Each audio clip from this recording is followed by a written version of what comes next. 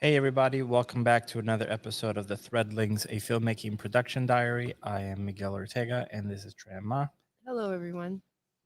Uh, yeah, so this is where we're talking about the making of an animated film in Unreal Engine, weekly vlog, and we are working on extras.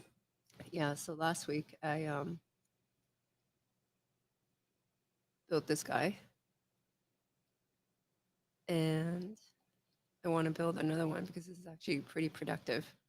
I did like how this one came out. I did do another one a previous week and I didn't like that one that much.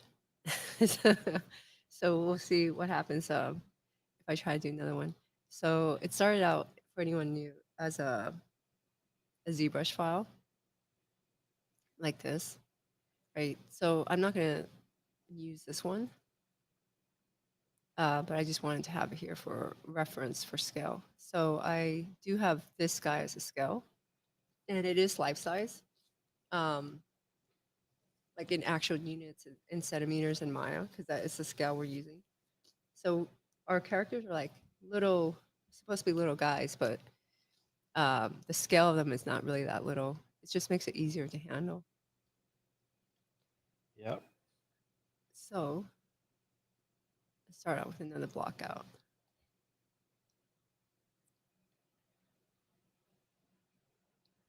Okay. And I just need maybe something like that. Do you think this guy should be like have a longer face? The new character, Yeah. I think I would do, I would just do the thing that you were doing with Mixamo, and then I'll give you the other guy in a minute. Well, the problem with mixed mode, it doesn't skin it well. Oh, it's not doing a good job skinning it. No. So you guys can see here. What Miguel was talking about is like, I usually do a mixed mode test, but you can see there's like issues on the weighting. I could probably maybe fix it. What I'd have to do, and what I mean like is like the waist right here. So when it's weighting this, it's like kind of messing up the waist. I know that that would be problematic in simulation. Now, I think the reason why is because I submitted it in this pose. And so it doesn't like that. What I could do if I wanted to try it again, like Miguel was saying, is I just have to pose like the arm up. So let's try that.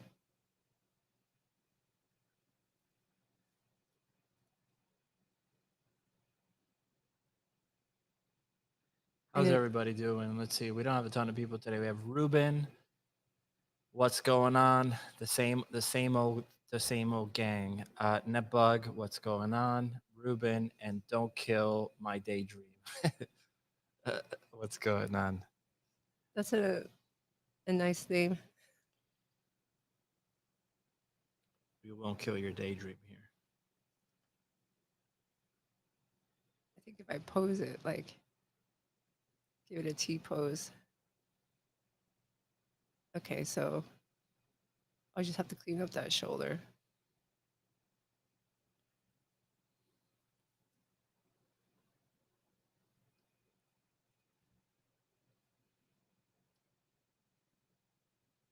Just the brush here.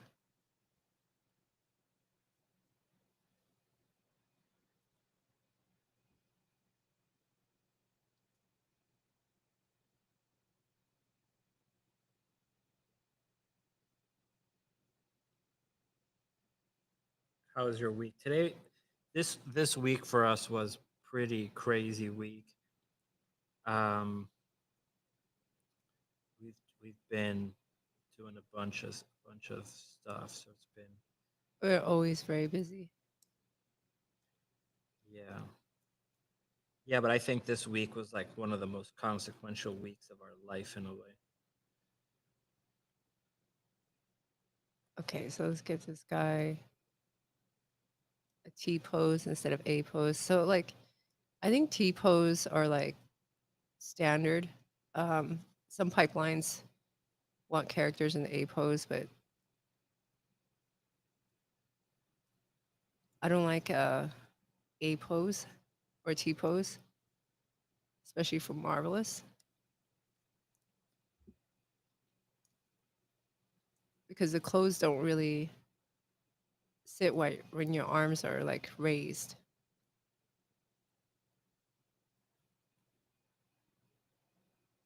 So when it comes to like looking at like, to me at least, the design of clothing on a character, you can't really tell, in my opinion, how that's supposed to look.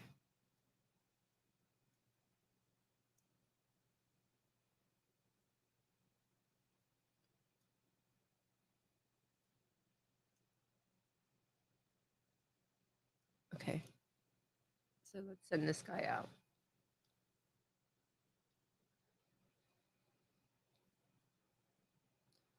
And then see how this one handles this.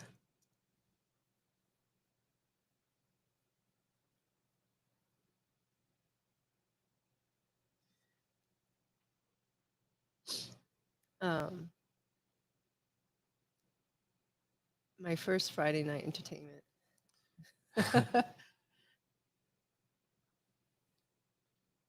Oh, that's very nice. Most unreal is the transferring to Marvelous Problematic. Well, we've got that down as far as like working from Marvelous into Unreal. Like we do have a pipeline for it, so it's not so bad. So here we have some nice comments. Love to watch you while I'm sculpting. That's very nice. Joel says, hey, cool to see a new character taking shape. So these are like background characters. They're like silly little goofy background guys. The best description of them, if you're a Fraggle Rock fan, they're like the doozers. That's kind of the inspiration for them. Rob, well, you had already flagged this one, but yeah, your Friday night entertainment. Well, it's good to know Rob is as lame as we are, so that's good. Okay, let's see how this one auto rigs. I actually surprised that it didn't rig this one well. I thought the area it would have the most problem is the neck, because he doesn't really have a neck.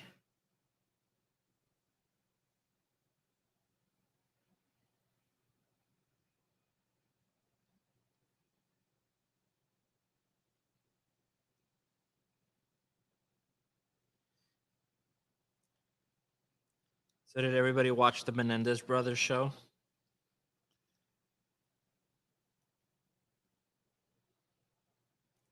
I'm curious what everybody thinks. Did the Menendez brothers do it or not? We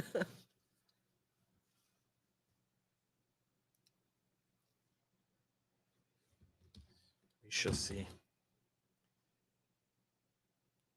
Let's see how this one works out. I'll take a second. Let me step back on this one to, it's just a sphere.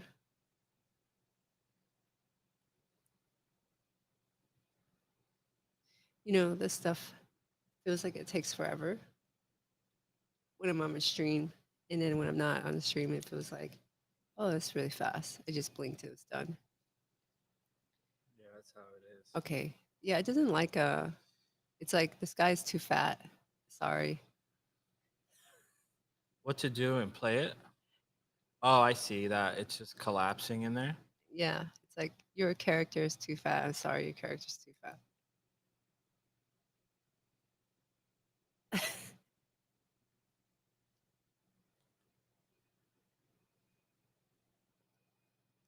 I mean, I could fix this in Maya with a skinning, repainting the weights.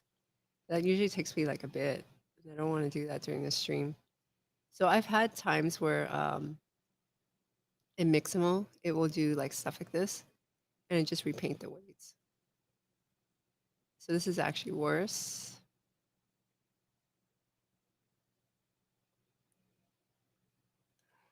Than this guy. Let's see. I'll still put him in here. Let's see how he works out. No? What? Do you have anything for me? Yes, send it to me. Send it to my email. Yeah. So Miguel just gave me another sketch.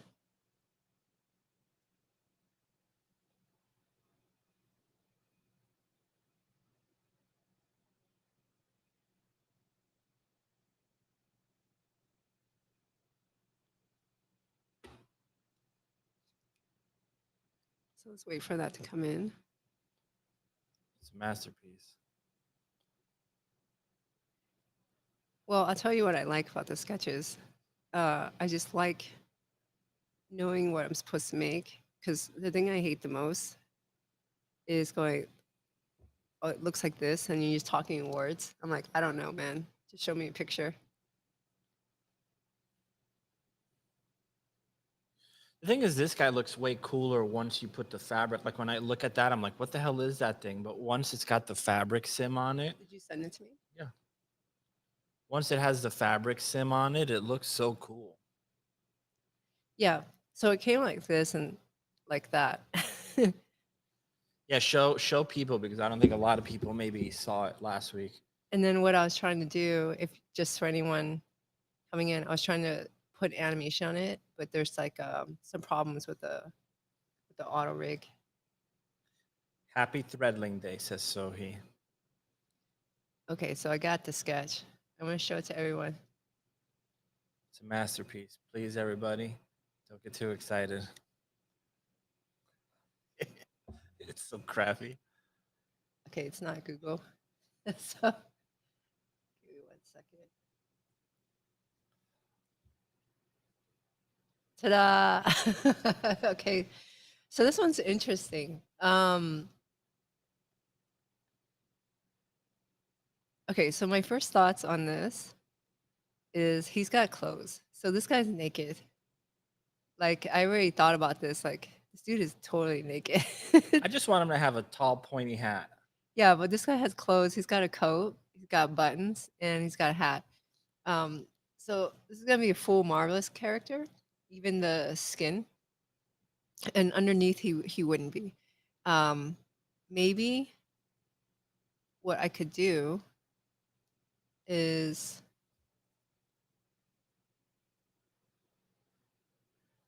duplicate this one, and then this could be faster, and then use this this version here and see if I can auto rig this one.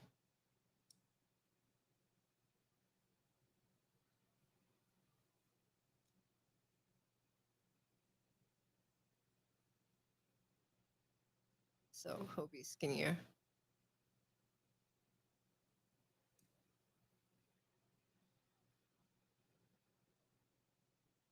Maybe the legs a little bit higher.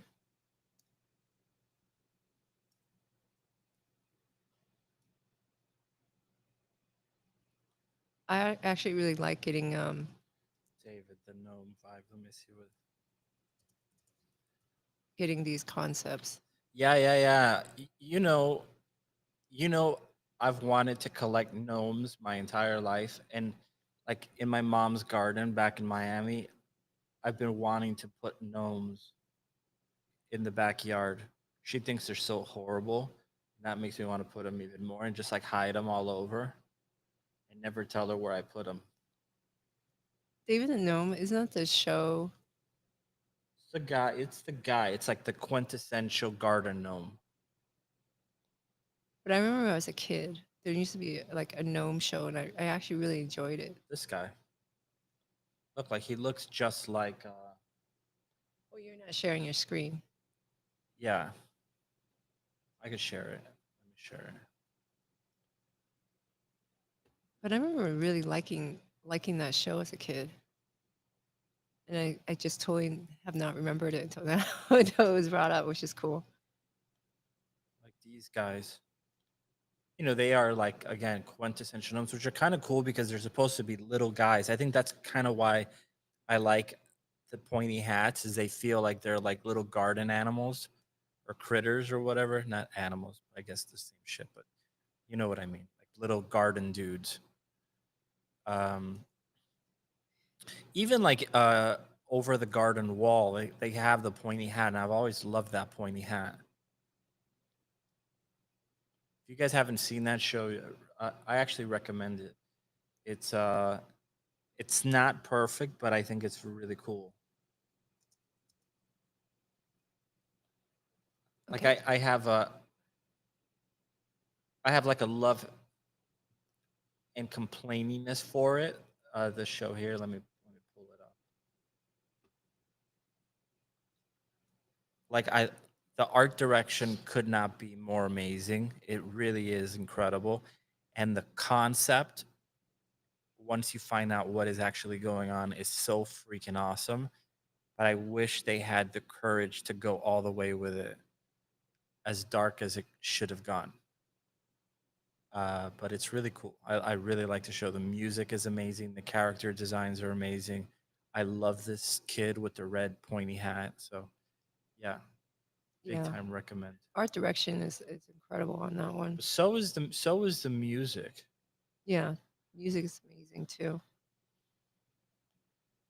I just think it couldn't go like as dark as it needed to go. Yeah. The stories become a little bit repetitive. Like you just kind of know what's going to happen in every episode. It's there's a Scooby Doo ness to it where it's like, okay, we go to a new town. Oh, they're bad people. Oh, the first guy that talks to you is going to be he's going to be a bad guy. I have to take this call. I'll be right back. Okay. So this guy, I don't think he has a mouth. um, so I think what I'll do is smush it out. I'm gonna end up remeshing this.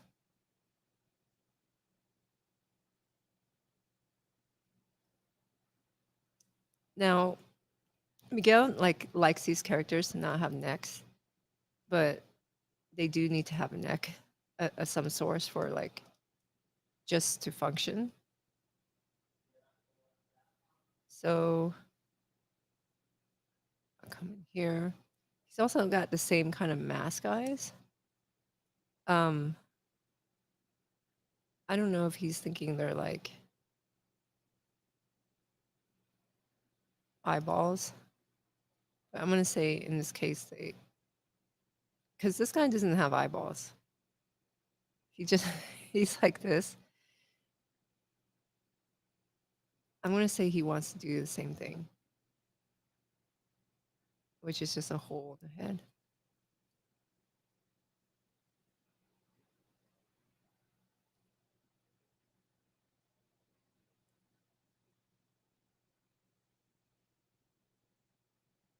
And then smooth this out.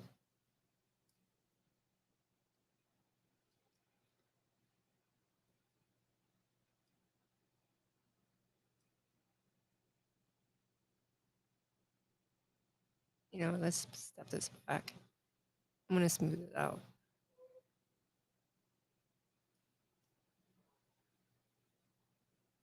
And then what I want to do instead is I'm just gonna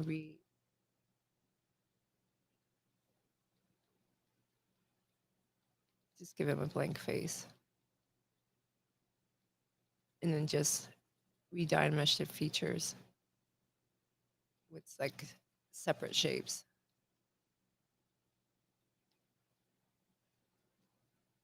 Because I want to make adjustments.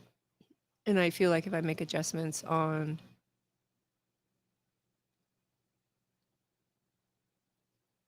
on the features there, I'm just going to be locked out because I want the shapes to be clean. So I'd rather just smooth it out. It's a little bit tricky smoothing out because all this detail doesn't like to smooth out. And then it also has ears. So I'll do the same with the ears. Just try to smooth it out.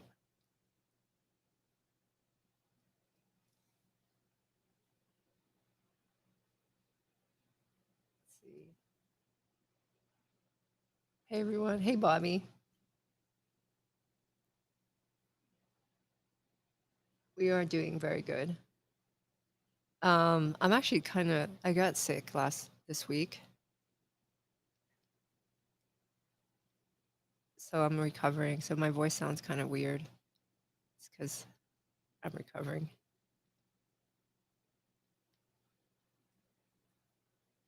Okay.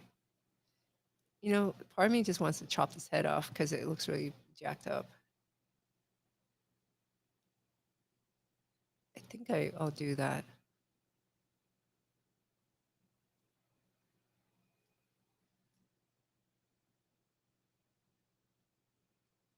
And then what I'll do here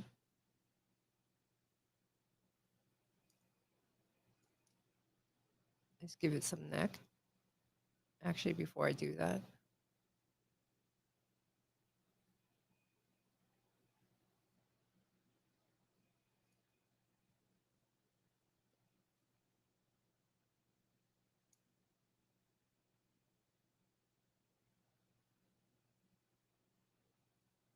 okay, so I'm just going to polygroup this, hide this.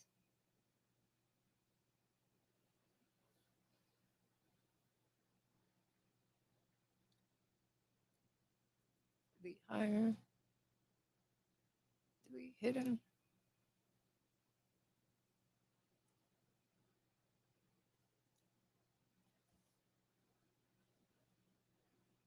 Thanks, Daria. Thanks, Plague Doc. Okay, so let's bring this one in. Let's duplicate it because I like to have it there.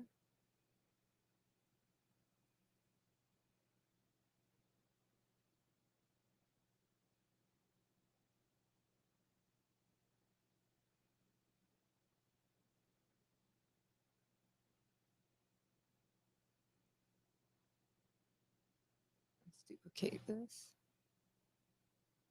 This will be the ear.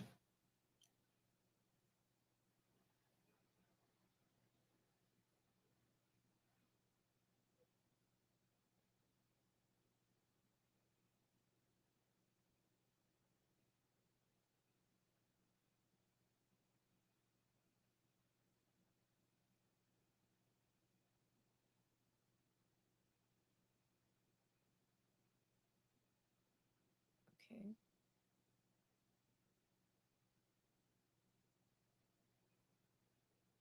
Let's duplicate this. Okay, so I'll just mirror this over here.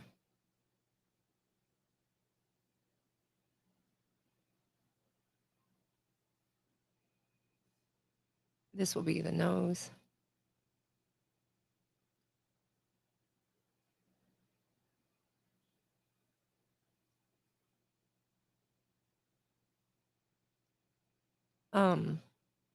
I kind of like working like this with these characters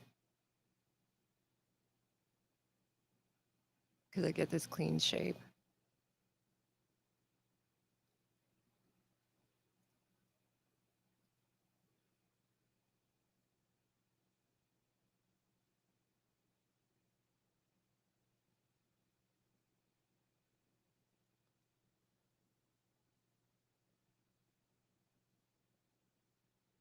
Just curious how long this took to usually model something. Well, it depends what it is. The main characters take a bit. This guy made him last week, so these guys go really quick.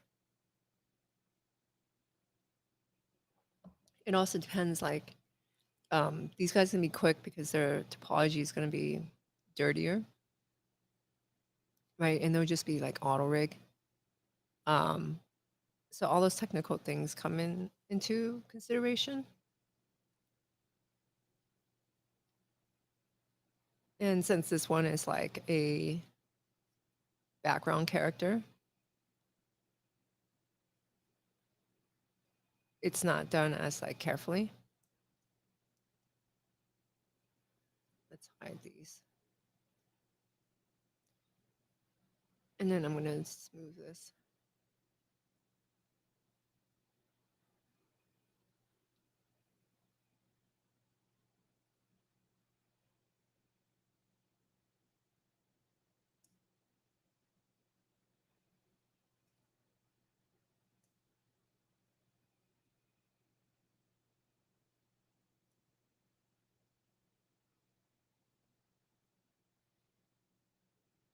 It depends on how detailed they are, you're guessing. Yeah, that goes into play too. Like, you can do like make a character and some dumb detail makes it like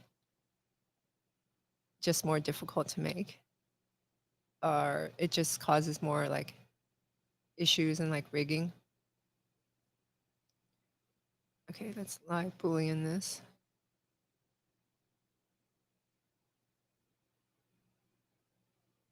This is for the eyes. So this is what I did last week. It's a little like lopsided, but I'm gonna assume.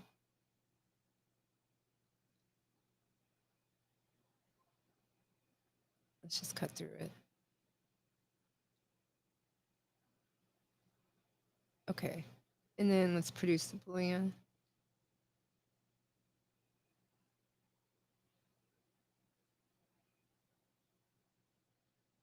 Let's append it. Okay, so now I have my new mesh. Let's bring all the parts back in.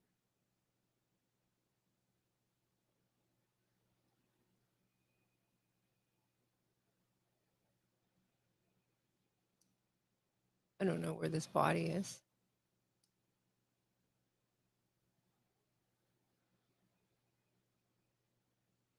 Oh, let's get rid of boolean. There we are.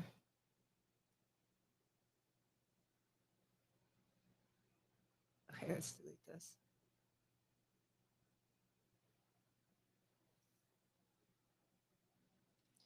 Do you ever have to animate anything like when showing off your models? Well, I'm not sure what the question exactly means, but like on this thing, we do run a lot of animation tests. Let's put this, especially with the Marvelous, because we need to make sure that it can actually simulate. So on here, because we have cloth simulation, we do a lot of like auto rigging tests, animation tests. As far as like, if you're talking about like presenting a character for a turntable or something like that, I mean, you can, but I don't know. I don't think most companies do that. Some companies did that where they would do a turntable with a really nice animation. Tippett Studios did that, and it always looked really beautiful. Okay, so for the hat here, um, I'm gonna build that in Marvelous, but I'm kind of wondering like what the shape of the head should be, if it should support it a little bit. If I don't want it to collapse, I probably should. But if I let it be hollow and then build it so that it can stand a little bit, this can actually move around a lot during this simulation, which might look really cool. So what I mean is, just explain that I can literally come in here and make this cone shape for the head and then build a hat cloth over it. If I build the actual cone into the head, it won't swing around a lot, but it'll hold the shape. I'm going to try it without.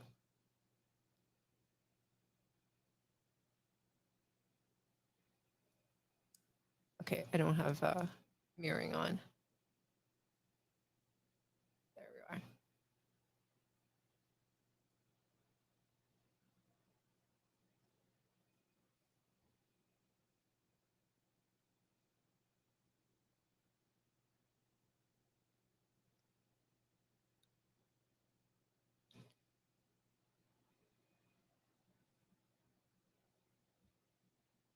this out.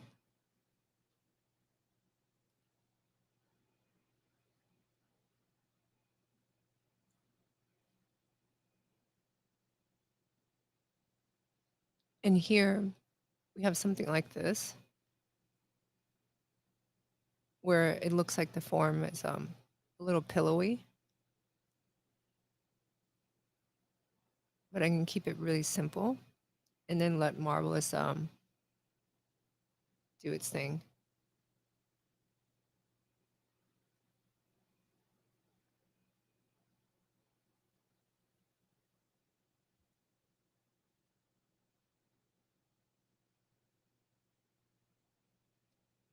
So I'll do like a donut, but I can get that pillow shape from the cloth itself.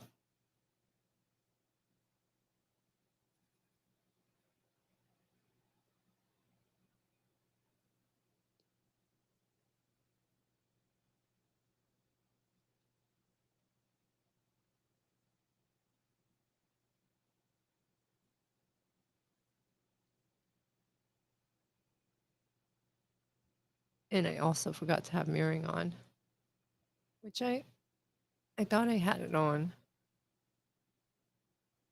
I'll just fix it.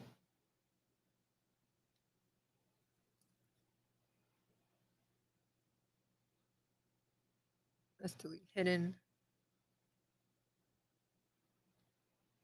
delete lower.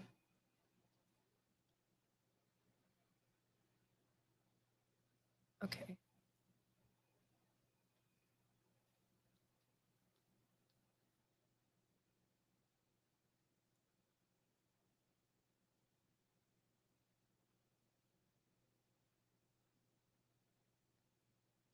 Let's come back here. Yeah, so Miguel's designs, like he doesn't like putting necks or whatever, but and shoulders, but it has to have those things. So I have to make it more subtle. So he doesn't really have much of a shoulder, but we have to have some. And let's just clean this up and move quickly into Marvelous.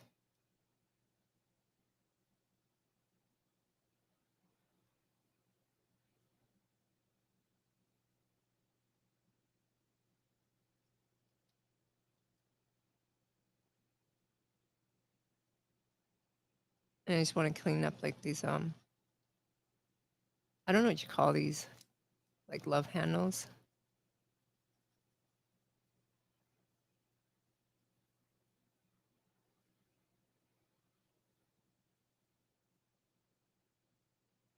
And thin them out a little bit. Because he's going to look fatter, especially with like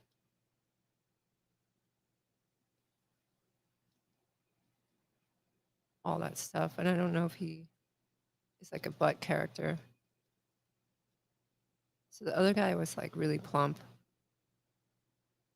And we thought the butt was a nice, funny thing.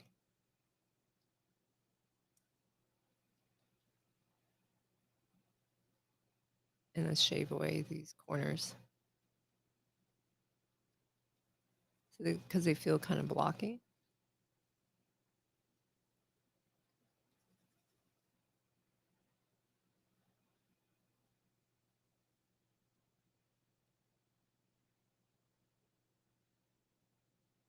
And the arms are kind of really flat. That's okay.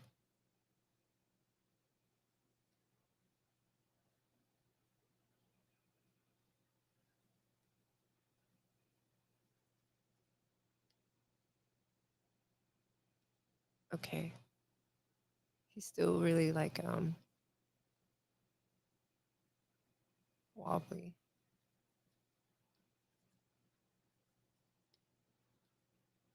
I feel like I need a much lower resolution version to smooth that out. Like that this is a little dense.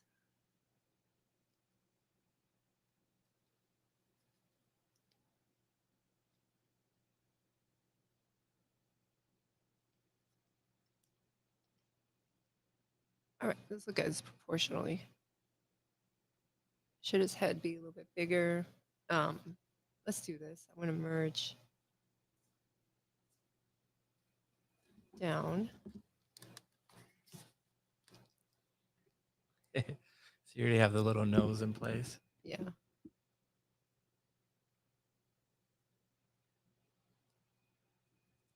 Okay, and then we'll have this body.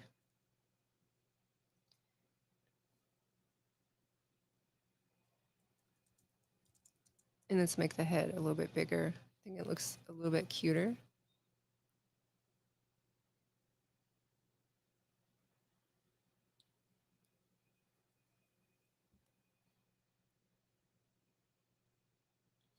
Do you ever have to animate anything when like showing off your models? So do you mean like do you have to animate something in order to show off the model? At Tippett, we used to do like these really crazy ornate, not ornate, ornate's not the word, but overly complicated turntables for your models. So you would never show the model just spinning to the client ever. They would always rig it, always animate it, and then show it in like a locked off environment. And it was so much freaking work. And then the clients could be like, no, I don't like the model. And then everything would have to get kicked back. But it made such a difference because you saw the character actually alive instead of just a static T pose. So I don't know if that's what you mean by this, but if that's what you meant.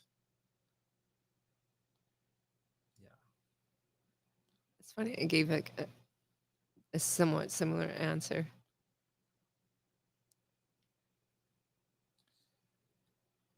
Bobby, what's going on? Okay, let's dynamesh this. So they can't scope that. Okay, that's really high.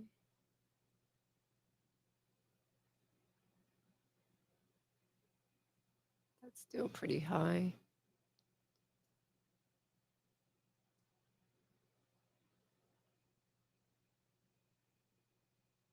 Okay, that's the best I can get. Let's smooth this. And I'm going to Z remesh this. Or combine it with the body.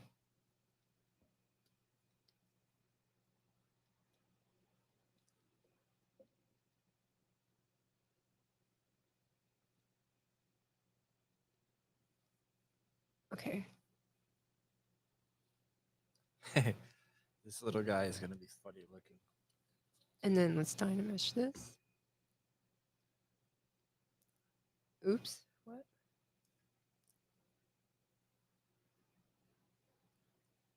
Okay, so it's one Z tool.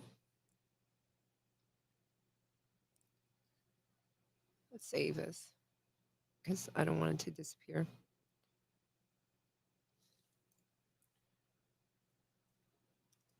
I'll call this guy Gnome. Let's try Dynamesh again. Okay, so something is up.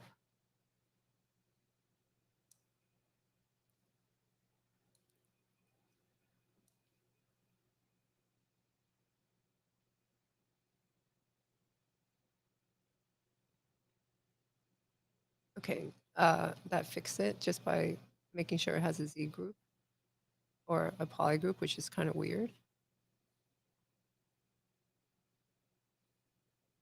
It's fine. And I do like the way this shape is. I just think it's not good for a background character. And then let's grab this. I'm going to duplicate it. So I do all these duplicates as a backup.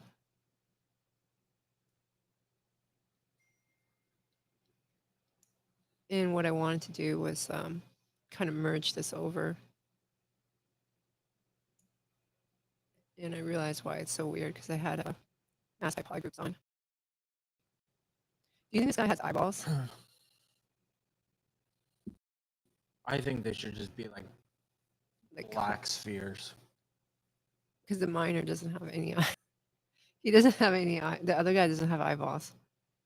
He just has holes. This guy could just have holes. Isn't that kind of creepy? Design wise.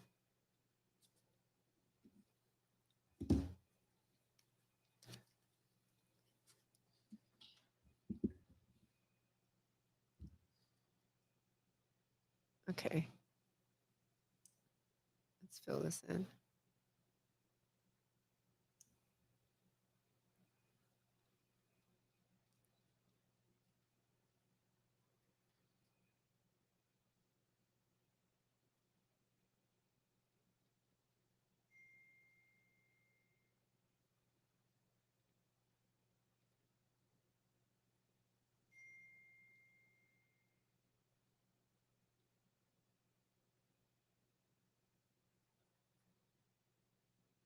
Okay, so that's his look. Here, does he have a mouth? No, I don't think they should. All right. So they can't talk. Okay, cool. So now I have this guy. And then we'll z-remesh him. Let's try 20,000.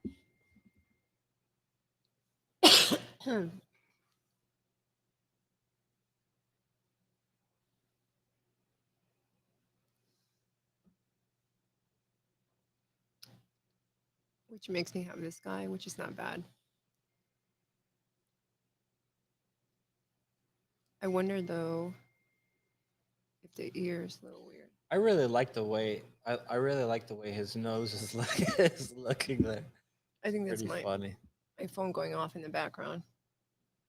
I don't know if you guys can hear it, but I know I'm getting a lot of political spam nonstop on my phone right now. It drives me crazy. It's not. It's ride back.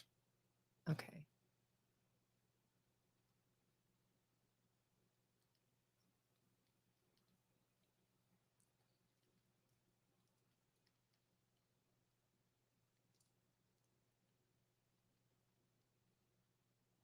Okay, so I'd say this guy is good.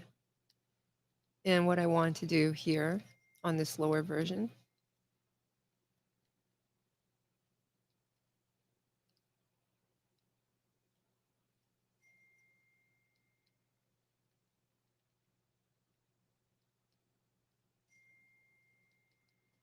is, hold on.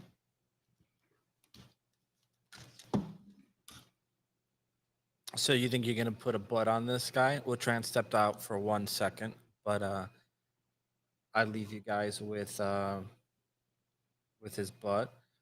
Yeah, I saw that Aardman animation thing, the stop motion thing. It looks pretty cool. I mean, stop motion just looks so amazing. We were looking at all these old I guess they were from Poland and Russia. Stop motion that this stuff must have been 70 years old, and it just holds up so well. Like it's super creepy looking, but it still looks really good. That's the only thing that always worries me about CG is how it ages in 70 years.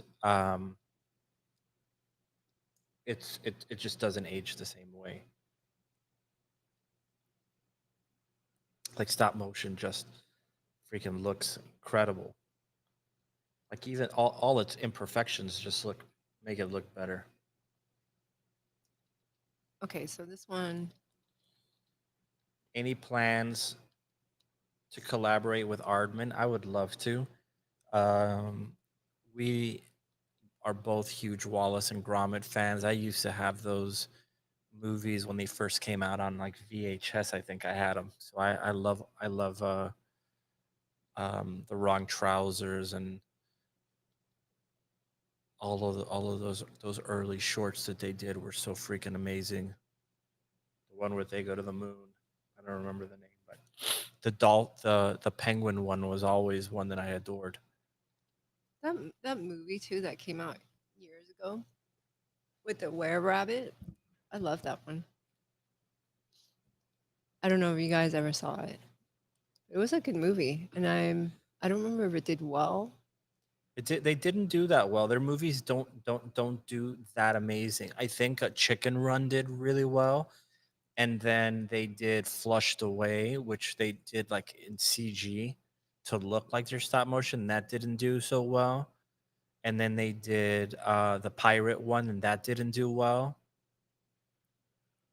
That was CG though, right? Or was that No, the pirate one is stop motion. I didn't see that one.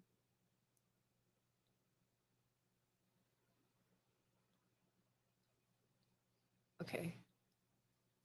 Let's see if I can change this color. Nope.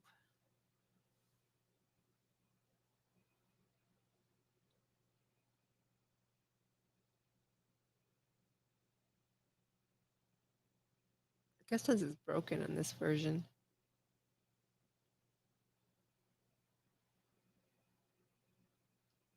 But the color doesn't like change.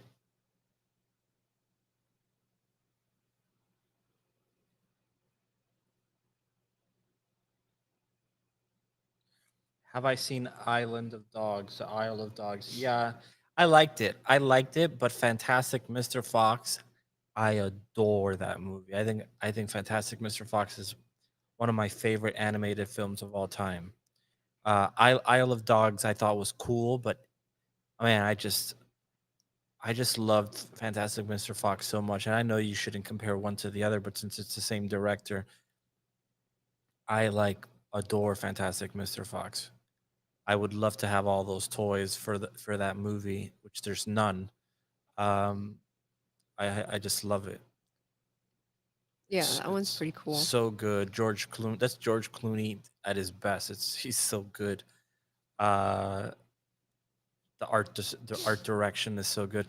I I'm actually not the world's biggest Wes Anderson fan. Like I think all his movies are good, but I actually feel that they should all have been animated.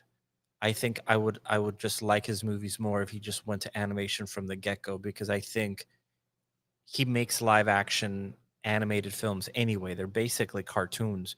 He should just do them all in animation to begin with. I like Fantastic Mr. Fox too. It's so good. The It's the opossum, like how he's glowing and he just like has this blank look, and it's just so good. yeah. The cider. I remember going in to see it and like I don't remember why we were even seeing it because I wasn't like too excited about it. I remember clearly, like, wasn't Pete was in town, remember? Because this was in San Francisco. We saw it in San Francisco. Yeah.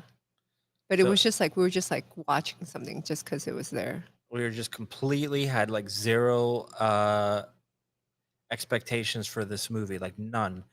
And I just remember just laughing the entire film. Like I love that movie so much. Yeah, I need to watch Isle of Dogs again. My favorite movie that's stop motion is Nightmare Before Christmas. I really do think it is one of the greatest movies ever made. It's just so perfect. I like Coraline a lot too. I love Coraline. Same director. Yeah, but the thing is, the music from Nightmare is so good. The world is so awesome, Yeah. and it's so simple. That movie. People love it today. Like it holds up so amazing.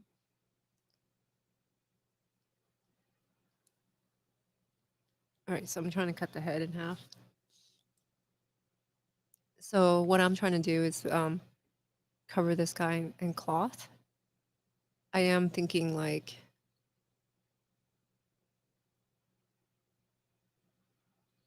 Chicken Run is great. I like the farmer lady in Chicken Run. She's all psychotic. It's so good. Which one, Nat? Nightmare Before Christmas?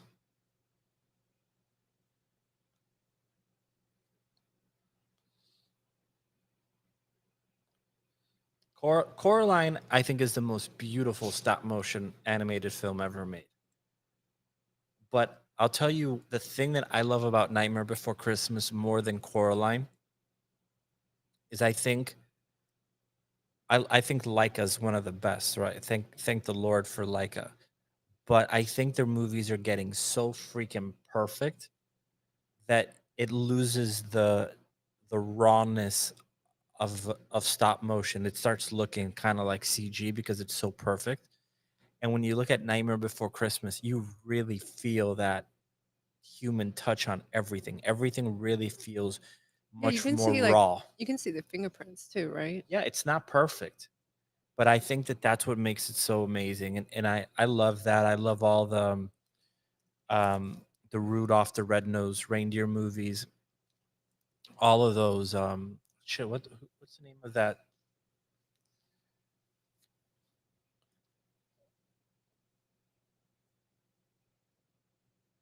I forget the name of the guy that was doing that. What is a pretty um lesser known fact about the Rudolph the Reindeer movies um is that all of those puppets were, from what I understand, were done in Japan, and when it's the Rankin Bass, that's it. So Rankin Bass, but they're not. It's not directed by that. It's directed by this guy called Larry Romer, and there's a Japanese guy there too, uh, Kizo Nagashima.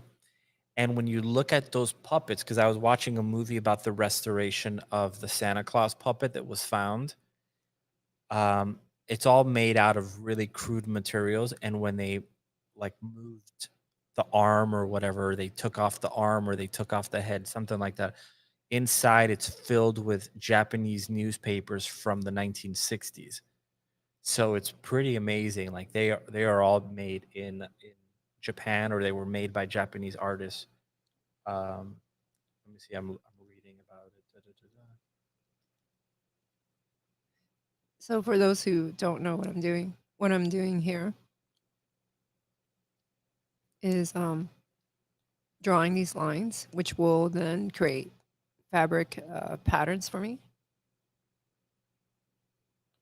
It was filmed in Tokyo. Sorry. Okay, so it's having some issues here. I think it's because it's really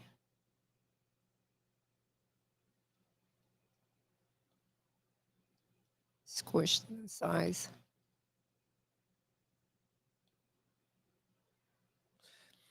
This is an interesting comment. I started watching Shaun the Sheep with my son 7 years ago. Now that he's 11, he stopped watching it, but I'm still enjoying it and having lots of fun. Your kid will come back around and love it again. You know, when you hit that age, when you're around 10, not even 10, like 11, 12, like the teenage years, you start thinking, you kind of want to not be a kid anymore. So You you start look thinking down at that Disneyland is stuff. not cool. Yeah, you start thinking Disneyland is not cool, and you want to do the roller coasters, and you want to show that you're not a kid anymore. Everybody comes back once that's once you get a little bit older. You'll love that you were watching that with. He'll love that you were watching that with him. Okay, I'm stuck. Daria says she loves Shaun the Sheep.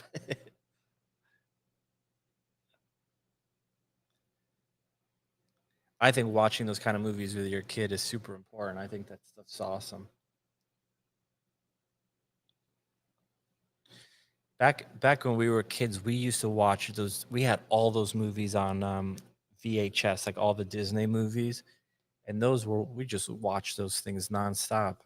Pinocchio and uh, Sleeping Beauty was one that I liked it when I was a kid, but I really came to love it as I got older because I think it's like the most beautiful one of the Disney movies. Pinocchio is one of my favorites, but I love that stuff.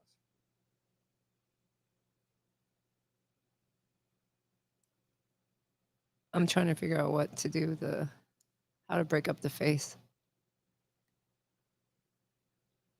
I'm also having problems with my pivot. You know what's really good with Aardman too? They did a whole little series of shorts about a bunch of animals in the zoo. Oh, that one was cool. And they had like all these kids' voices.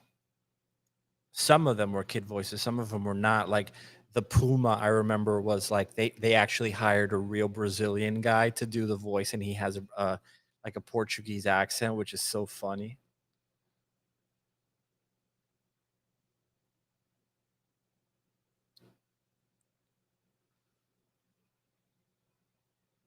Okay.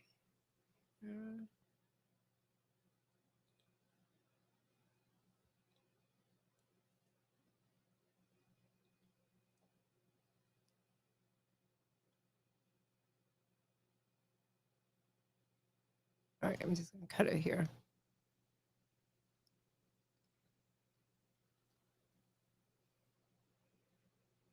So last week I did the face last, and it got really slow. So I'm doing it first. Because what will happen is that as the more points I place, it's going to get slower and slower. It's a rite of passage to get traumatized by Watership Down when you're a kid in England. Yeah, you know, Watership Down was one of those movies that I saw when I was a kid, and I forgot that I saw it. Like it's one of those movies that I saw and I was like, was that a dream? Did I have like a nightmare? Did that really happen? And I completely like couldn't remember what it was, and I kept thinking it was Secret of Nim, and I was like, Secret of Nim is dark, but it's not as dark as I remember this thing that I saw. Um, and I saw Watership Down for the first time since I was a kid, maybe 3 years ago. We went to this musician called Skrillex. We went to his house because we were working with him on a project, and I had never heard of Skrillex in my life, so I thought we were getting emails about working with this person, and I thought it was a like a barbecue cleaner, like Grillex. So I didn't reply to the emails, and then someone, I forgot who it was, but they're like, you know, that guy won like 6 Emmys, right, or 6 Grammys. So we ended up going to his house, and he was a huge Watership Down fan, and I was like, what the hell is that movie? And then I'm looking at he had a poster in the living room, and I'm like, that's the movie that I remember. And I bought it on Criterion, released it on Blu-ray, and I saw it a few years ago again. It is fucking amazing. It's super creepy. Yeah, I love that movie. Have you seen that, Tran? Nope. I have no idea what that is. It's like a rabbit movie that is really violent and just has this really eerie vibe to it, and the way they're drawn is really creepy. My favorite from that era though is Fire and Ice. It's not perfect, but my god, I love that movie. I would love to make an animated film that looks like Fire and Ice with that rotoscope style that Ralph Bakshi did, but I would change the backgrounds now and do them with like CG and getting like a hand painted look on them, but make the characters all rotoscope like that original Fire and Ice.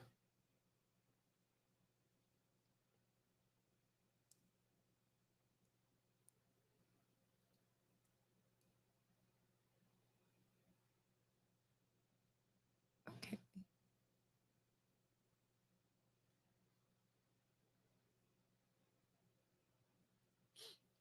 We when we went to Texas to meet Robert Rodriguez, he I knew he was a a Frank Frazetta fan, and I started asking him all these questions about Frank Frazetta because I know he had an exhibit on Frank Frazetta, and In his house. well, no, he didn't have the exhibit in his house. He had it during South by Southwest. Oh, Like okay. he was like the curator.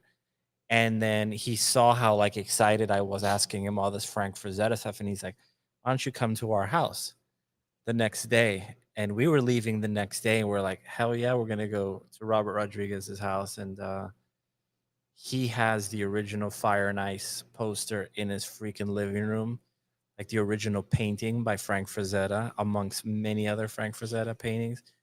Oh my god, I almost just collapsed. It was incredible. Yeah, I remember that. It was so beautiful.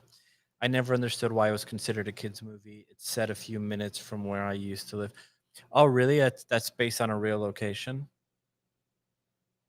That must make it even more creepy to you.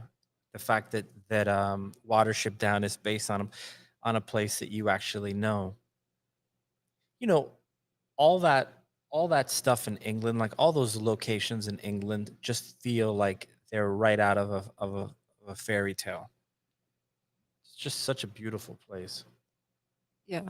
Anytime we travel to a place like Europe, you're like, wow, this is like what your regular streets look like. I mean, we live in LA, so we see what LA looks like. And it's not very magical. I don't know Clementine. Which one is that? Clementine.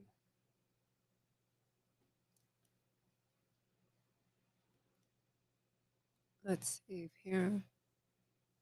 And I haven't been checking if these can flatten, but so far they seem like they can, which is great. This next strip is like kind of crappy. I'm looking at the Clementine stuff. This is Marvelous Designer.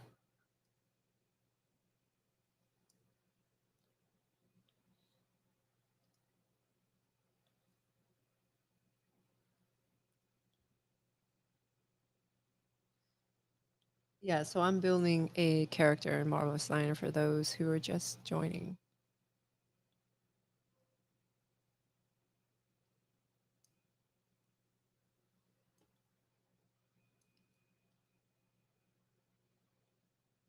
And this guy has to have like clothes. He's got a little coat.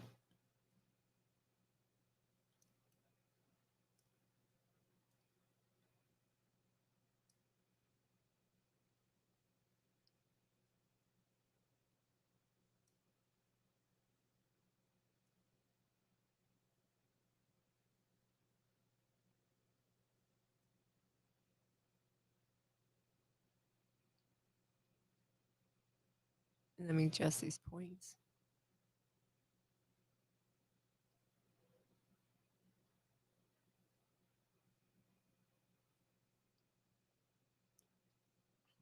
So I'm basically building a bodysuit.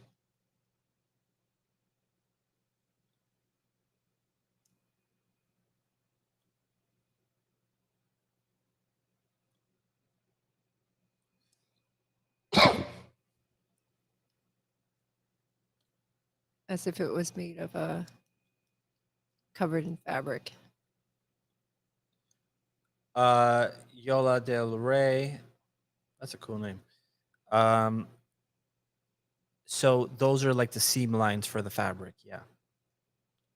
So if you just stick around, you'll see in a few minutes, all of those things are gonna just puff up, and it's gonna make total sense. It's gonna be pretty cool. Yeah, it's just this part takes a bit.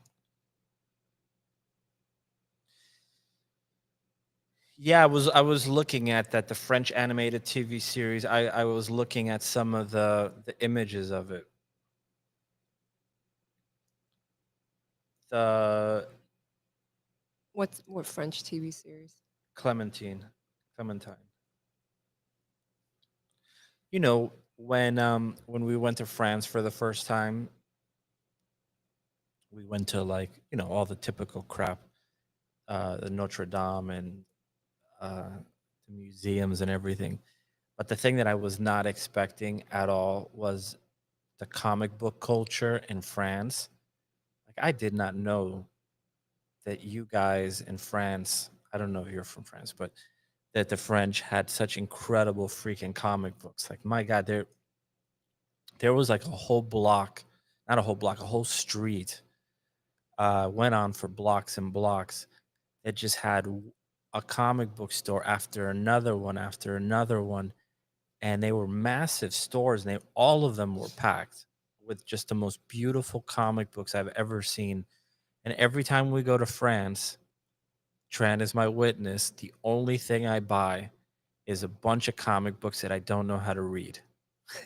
Right? Yeah, it's And I true. bring giant stacks of comics back from France because the artwork is just so incredible.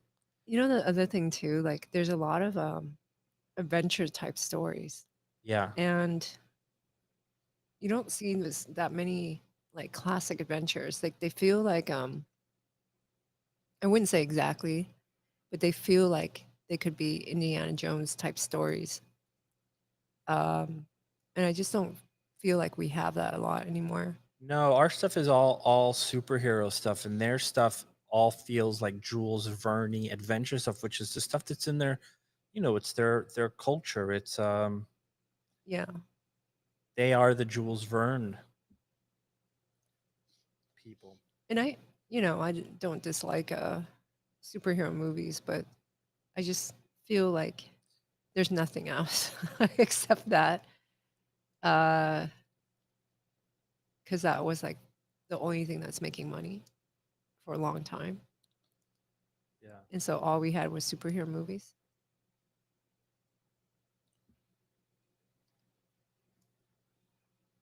But it wasn't always like that either. It just became like that.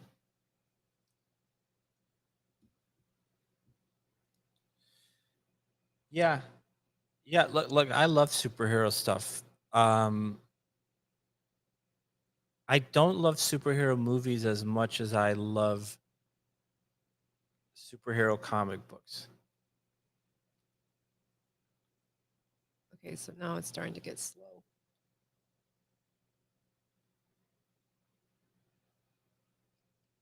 Let me save.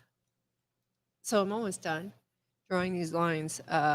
It does hit a point where this program gets really slow as I place more lines. And I think I just started hitting that point. Yola asks, is this the typical workflow for costume creation, or sometimes you get given the patterns of the outfit like real life? Even if you got the patterns for real life, you would still have to do this. Um, but yes, this is how you would do it. Sergey says horror always did very well, very cheap genre and high profits. Yeah, Yes, yeah, the horror movies are still made, but there's like not a lot of other things. yes. We want to do more horror stuff.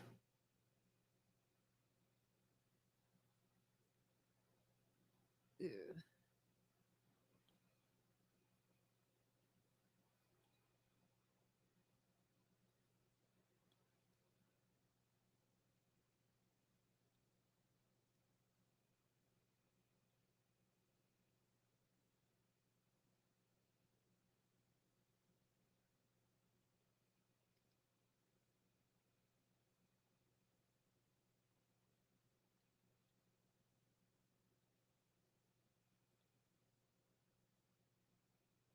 Okay, this is good. I think I have all my patterns and my seams cut.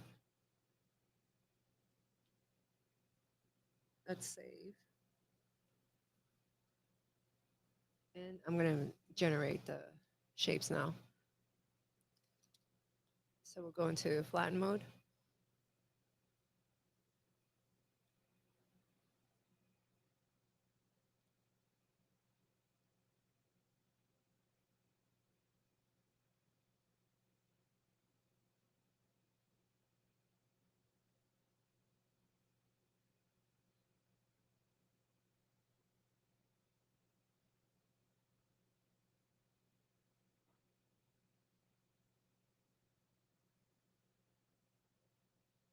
Okay, so this is really hard to select.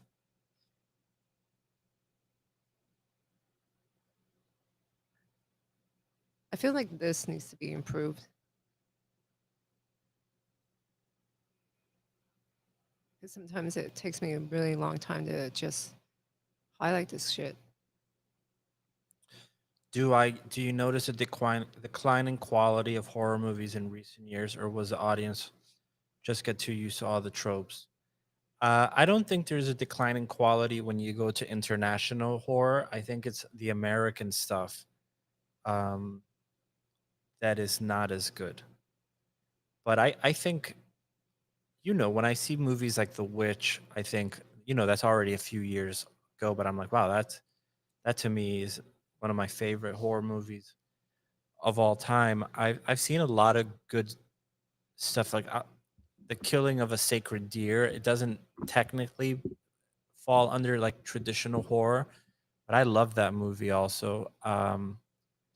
So that's some American horror, but like the international stuff, there's always good stuff. It's just a lot of the good stuff is not um, as exposed as the other stuff, right? People don't even know it's there.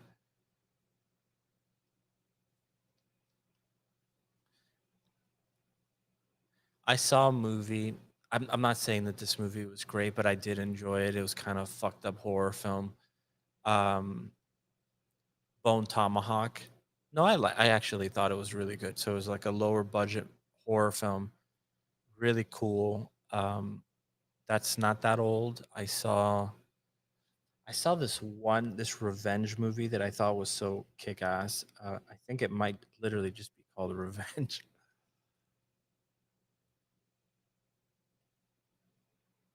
Yeah, Revenge.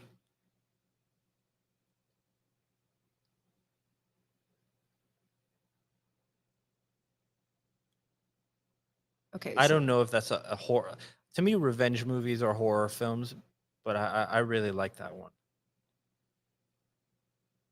It has one of the most gnarly first acts I think I've ever seen. Like really freaking crazy. Uh, by the way, whenever I recommend a movie, you guys got to watch this stuff with your own. your own discretion. Yeah, because I always like the more messed up the movie is, the more I like it. I really like it when it tries to push the boundaries. So don't watch it and then be like traumatized that I told you to watch something messed up. You should visit. Oh, I didn't even know about this. Look at this. You should visit Angel. I can't even pronounce it. Angeline.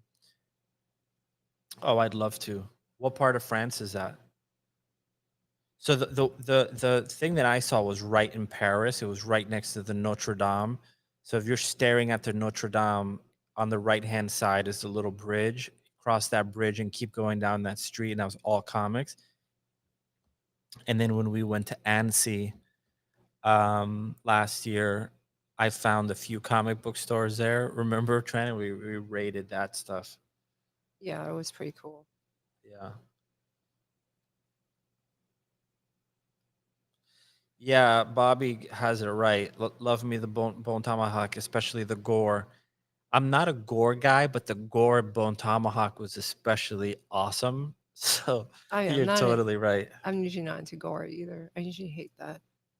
Yeah, but that was great gore. It was really good. It was done. I don't know. Maximize, I guess, is the It way. it shocks you. You're like, holy shit. Okay, so these are the patterns it couldn't flatten out.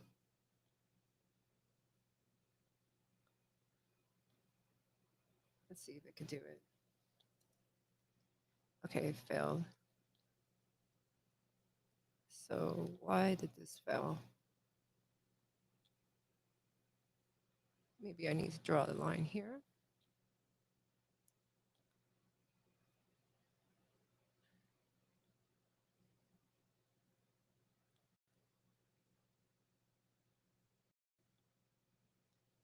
Okay, let me try to select this. Okay, so failed. This one failed. Let's kill this. So I need to make a cut. I don't want to connect here. It's going to make it unstable. Let me undo that.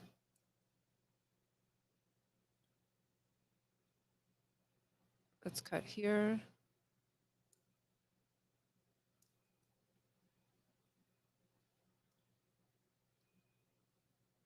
And I'll make another cut. So now it should be able to generate the shape. And I'm manually sew these. So when I generate these together, it won't usually give me the sews along with it.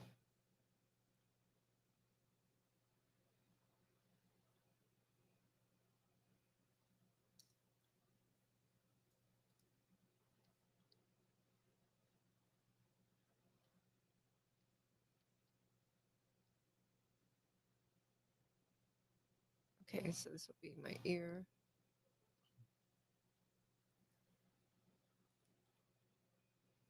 I'm also just going to cut it. Let's do this again. I actually don't like the cut.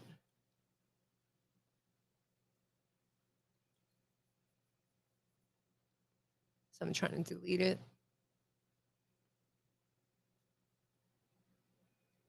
I'm going to delete this.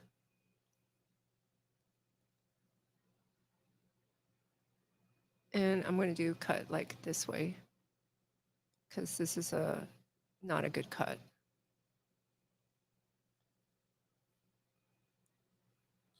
You got a few people watching Yeah. total.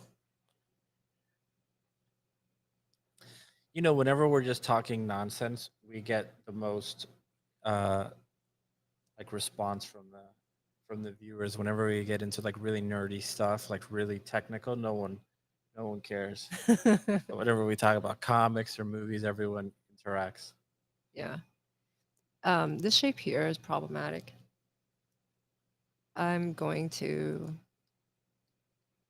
regenerate these. So all this is going to be, let's just do the whole head. Because I think it's easier, though it comes pre-sewn. And what I want to do is look at this strip here. Maybe place some cuts so it relaxes a little bit better. Because this shape was really odd.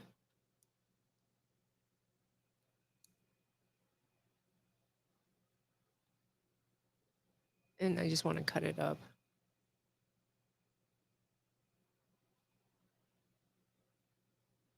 And I could tell it wasn't going to sim well.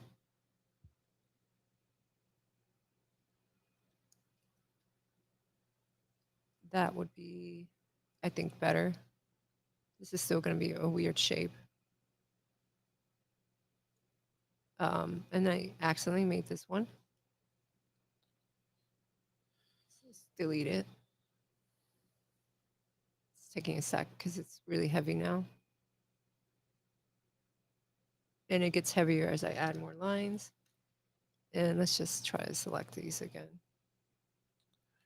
Rob is saying, when I said that no one cares when we're talking about technical stuff, he says he cares, but Rob is working while he's listening to us, and so he's saying he needs to concentrate when we do complicated stuff. He can't multitask.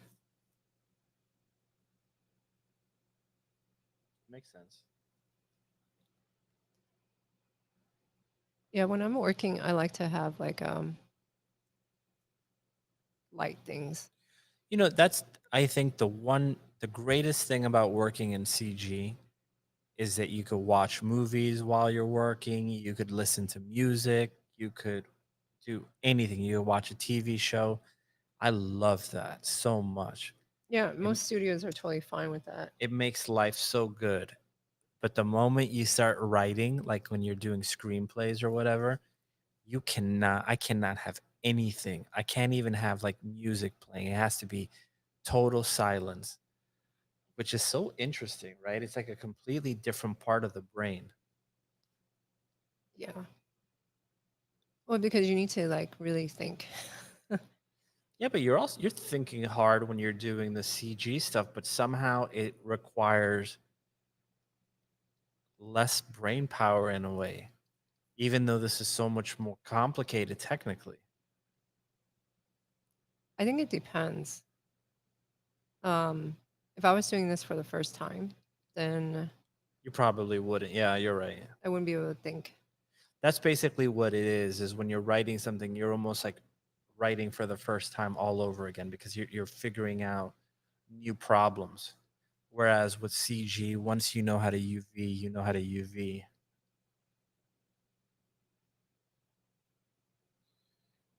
Oh, I gotta find out about this thing. Um, it's close to Bordeaux, southwest of France. Okay, I'm gonna look into this because I love France. I think if I were to live in any country that's not in the United States, I would move to France. France is beautiful. It's so stunning. Yeah. So I also had failures here in generating the pattern. So I'm having more technical, just difficulties today. Yeah, I'm looking at the photos of the city in France and just, good lord, so pretty.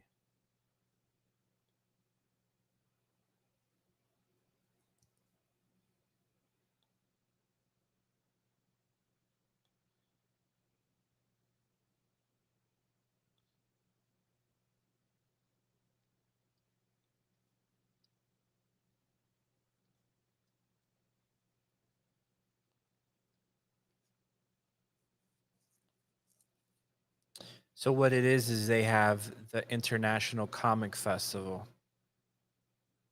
200,000 visitors. France is so cool. I I watched this show on YouTube about this couple from Australia, and they're restoring like a gigantic French like mansion, a chateau, and it's so fascinating. These guys like basically are retiring to France and making it their life's work to restore this gigantic chateau that has like 100 rooms or some stupid amount of rooms. Probably exaggerating with the amount of rooms, but it's a lot of rooms. It looks like a castle. It's a really amazing show, and they just go through the process, restoring the roof, restoring the floors, and how everything has to be done by hand because it's a 200-year-old building. And so fascinating. And they're like just going through the basement, and they find a bunch of 200-year-old paintings rolled up in canvas, and it's like, wow, that's incredible. So the shape is super jacked up.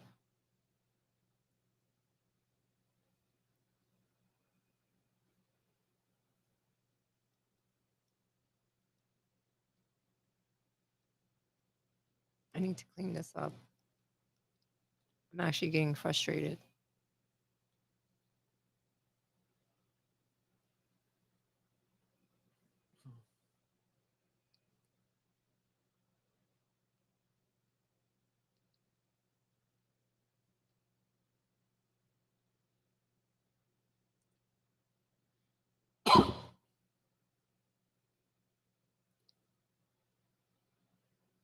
Because this part failed.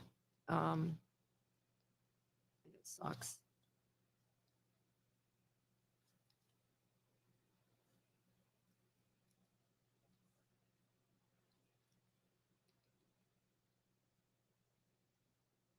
And I can tell this shape is super jacked up. Like, look at that. What the hell is that? Let's do a quick cleanup.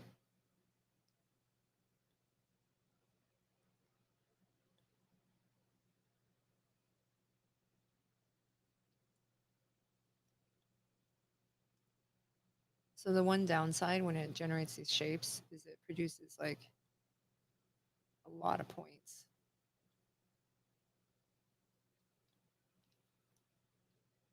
Like this. Okay. something is not sewn, this right here.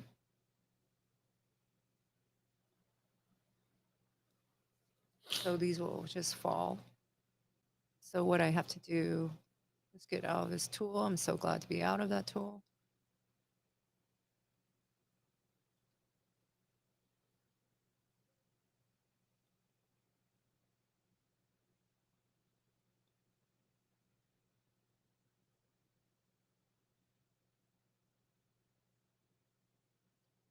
And I need to sew this to this. So this to this. Let's do MN sew. Okay, so there's issues here. Let's sew these here. Okay, let's go back to this one.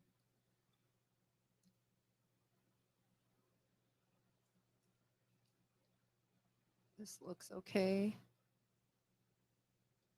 And then I need to sew onto this really weird ass shape here. I can't believe they're still making Walking Dead shows. Are they still making them? Yeah, my God.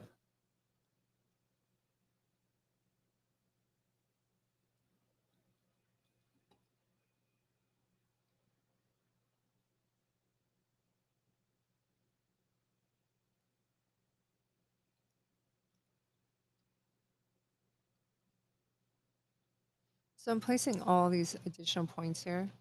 The reason why I'm doing that is this shape will hold itself well technically without like actual proper points.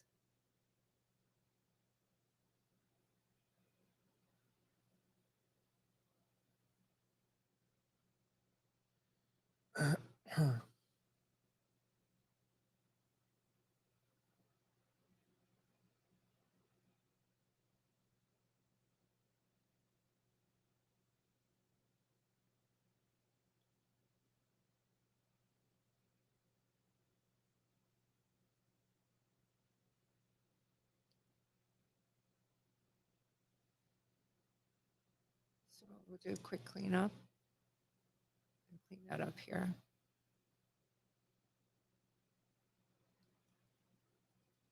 Okay, and I need to do one more sew.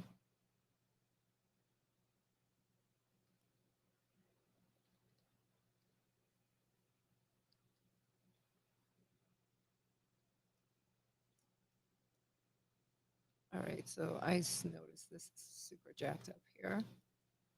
So this piece down here is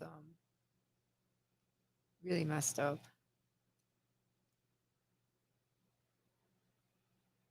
So we'll just hope that it's all right.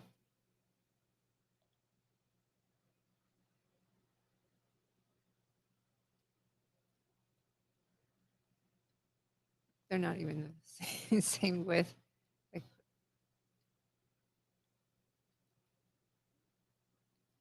it's not good. So let's just hope this is fine. And I'll do a little bit more cleanup here.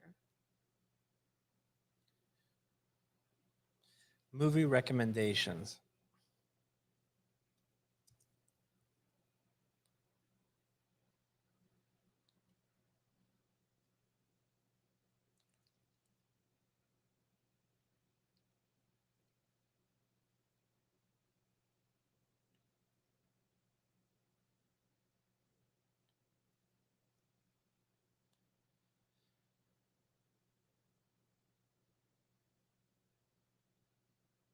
You know, a good movie that I saw recently, you guys might have all seen it.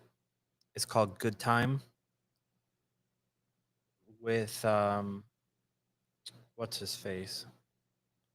Robert Pattinson. Oh, it's really good. It's directed by the Safdie brothers, which are just some of the best filmmakers I think out there right now. They did Uncut Gems. They did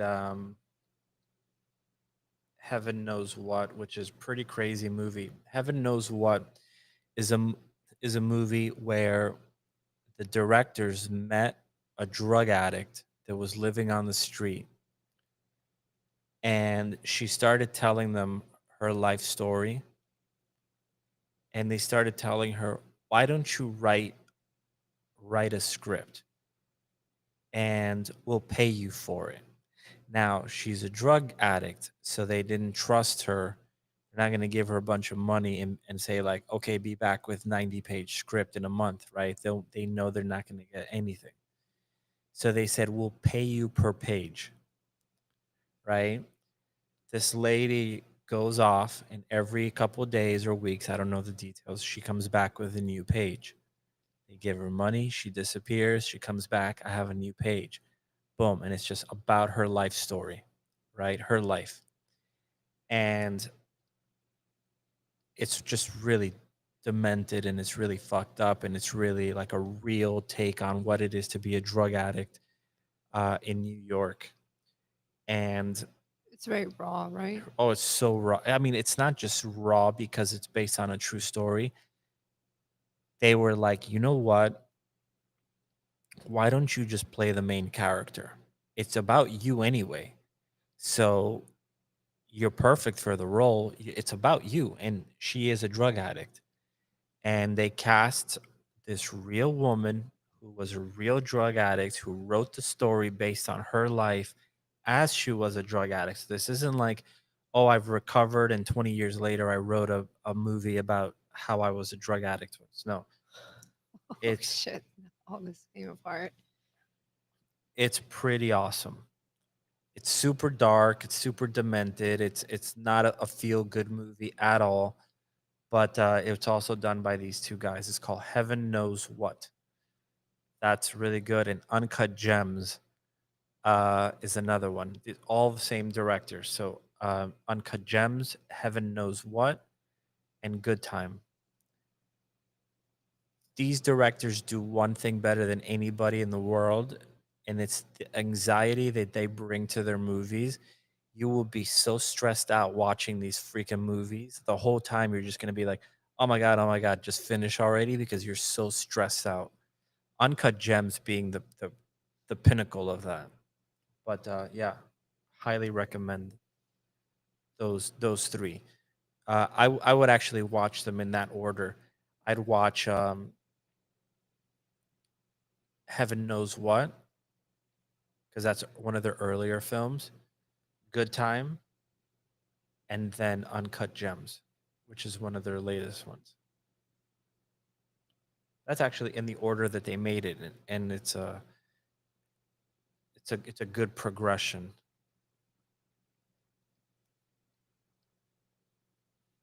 So none of my stuff is sewn. So when I tried to sim it, it just freaking blew up. I'm actually really not having a good time with this. It's a disaster. Why do you think? It's just, you know, it just has problems. Just does that. Daria, in terms of like horror movies, here's another one. It's not a horror film in the traditional sense, but to me, it's an incredible horror film. But again, it's not a horror film, but it is Green Room. It's such a simple concept. It's these guys, they're like in a punk band. They're like these kind of rebellious teenage kids, and they play in like this backwoods shitty neighborhood uh that happens to be a bar that's all like neo-Nazi skinheads, right? And they get themselves in a lot of trouble, and it's basically just them trying to get out of this um, club alive. And that's it. That's it. They're in a neo-Nazi um, nightclub by accident. They're just there.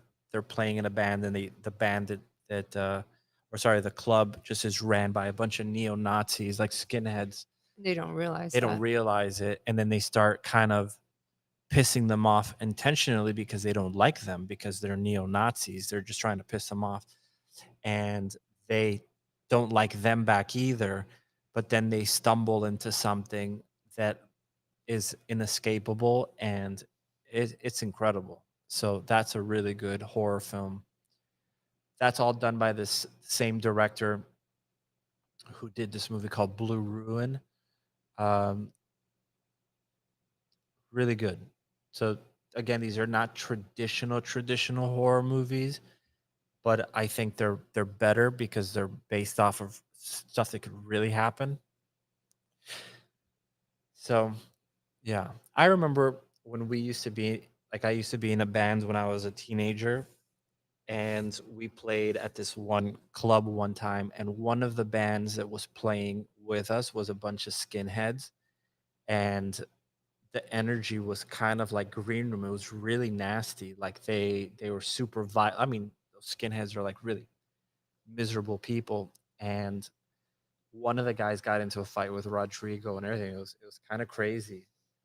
Yeah, Rodrigo's one of my best friends, and he's the main actor in the movie The Nino that we did. And but anyway, if you watch Green Room, it'll make sense what I'm talking about. But we had something like that happen. I think that's why I like that movie so much, that we played and then these crazy skinheads showed up.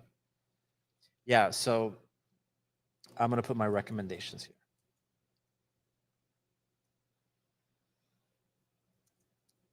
Let me put it on the screen. Good time. It's good for Miguel to talk because I'm actually having a shit time. Yeah, that's what I'm doing.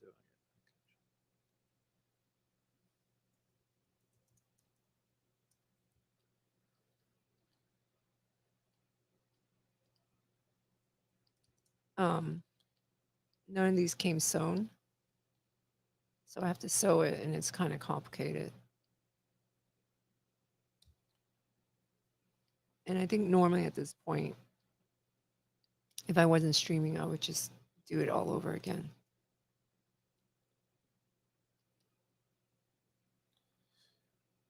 Like just restart it completely. So these are all, again, they're not horror, but to me they're horror. It's just super stressful. The anxiety is very horror. Green Room in particular is the most horror-y one of those.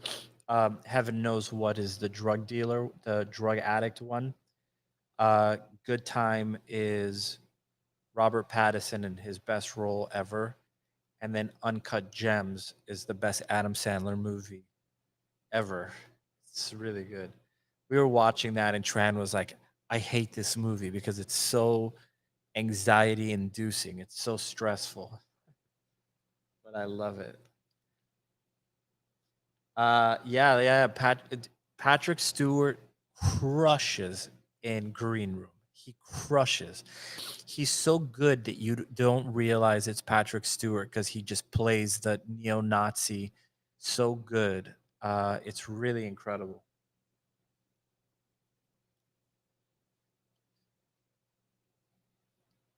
And one of the things I like about all of these movies, by the way, Uncut Gems maybe being the exception, is they're all very small in scale.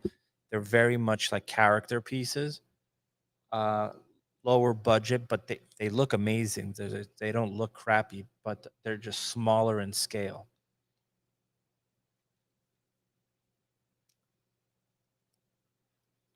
Ugh. That's me going, what the fuck is going sorry, what is going on with this thing? I'm having a really bad time. This thing is a disaster.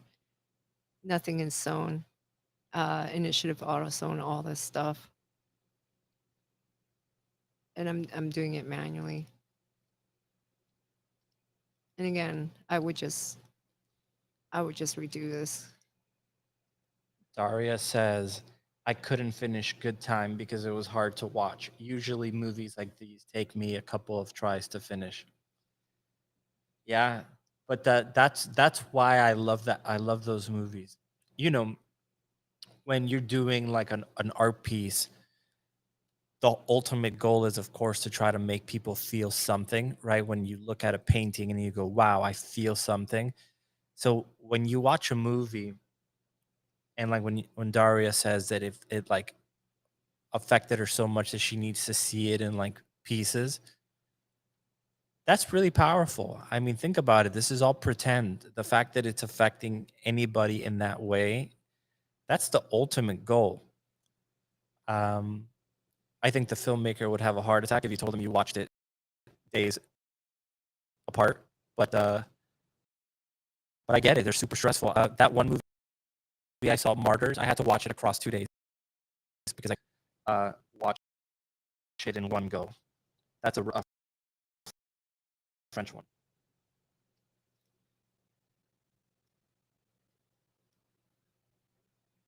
This one. And this movie, I can't stress enough. If you watch this, this is on your own discretion, uh, beyond your own discretion, right? The French Martyrs.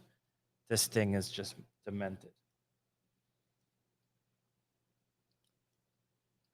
Okay, I think I almost solved the problem.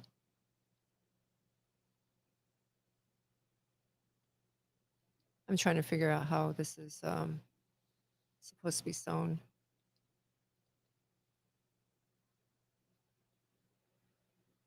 And it's pretty complex.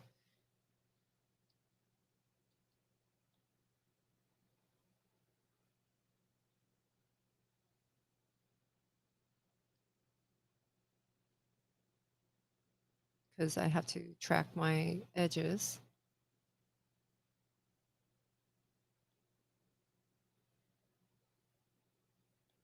Okay, I think I have it.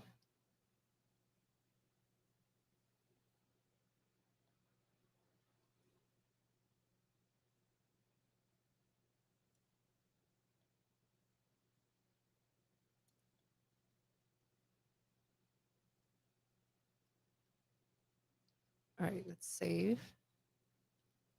I'm curious what part of Good Time you stopped watching it at.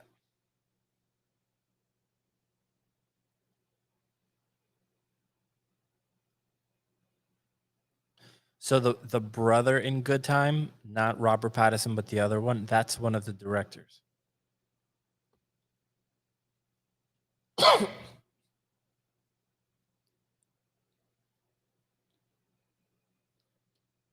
Okay, I don't have the ears.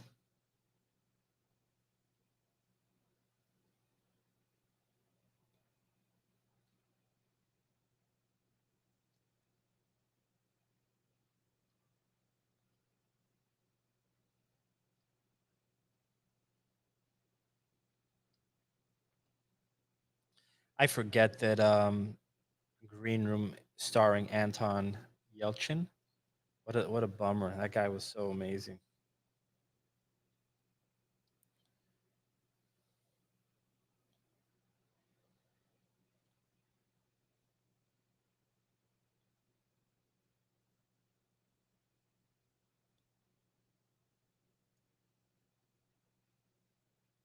I don't think I sewn this right.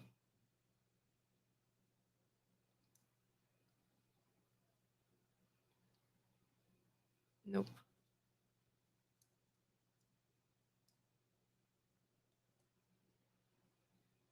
Let's try again.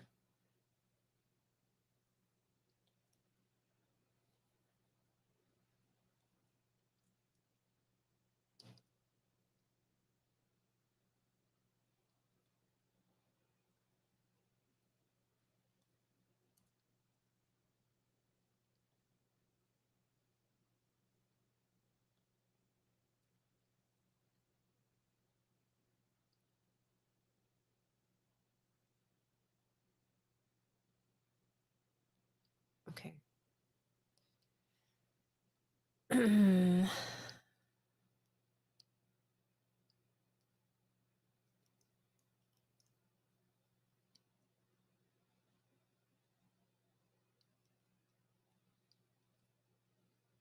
give it another shot.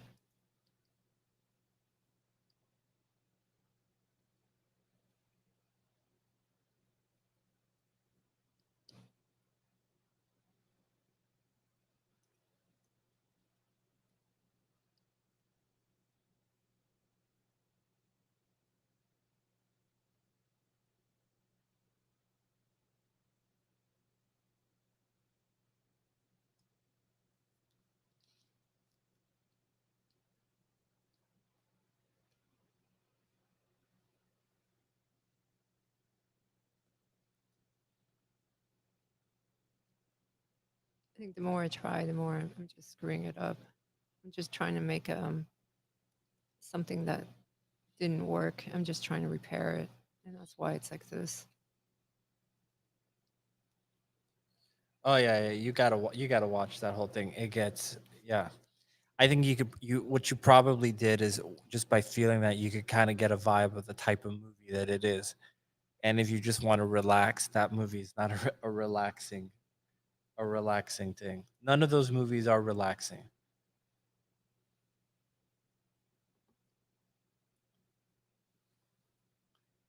And again, like Tran, when we went to see Uncut Gems, Tran really like did not enjoy the watching experience. She was just really stressed out. So I get it. I mean, I appreciate the filmmaking a lot. It's really incredible. Yeah.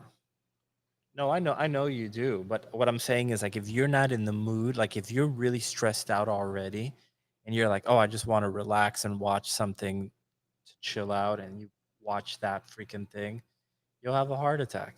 It's so stressful. Yeah, there's stuff. It's not like a It ain't Netflix and chill. no. So I wouldn't watch their stuff. Like seek it out. Okay, let's save this. Let's just hope this works.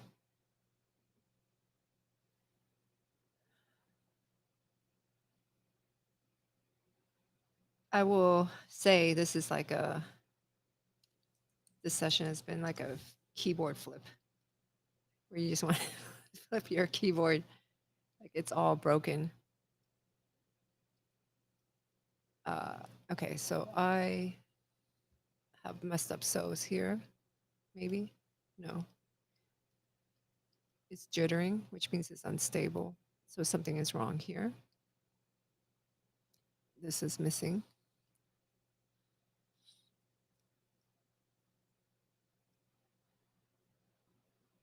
Now, if I know normally that this is, I have to like,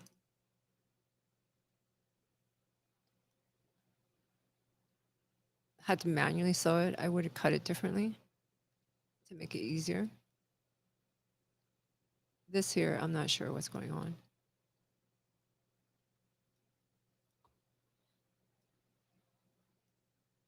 Either the sew is messed up.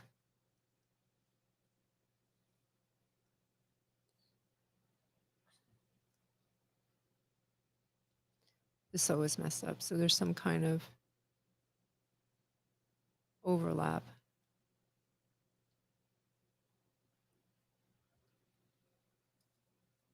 And this is the one I kept sewing over and over.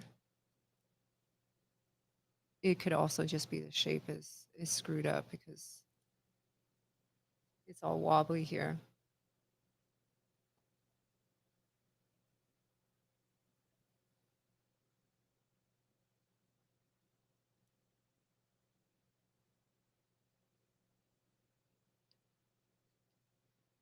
So what I would do, let's try resimming that. Okay, so there's a bad sew. I'm just gonna delete this here. Let it relax.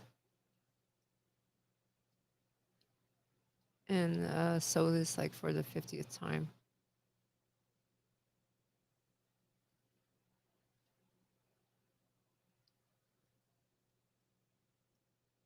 So my problem is I'm not able to track it.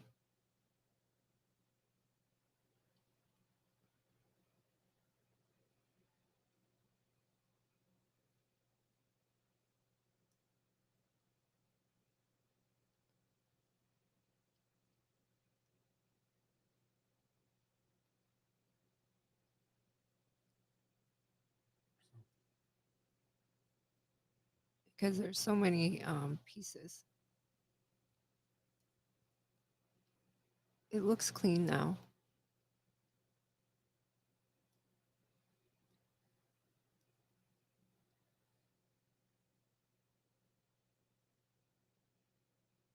It's still losing its mind here. Okay, figured it out. Now he has a bodysuit. This one took a very long time.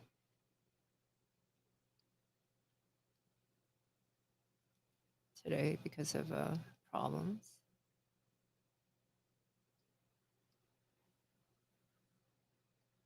Okay. What? And there's problems here. Okay, so there's a weird sew here.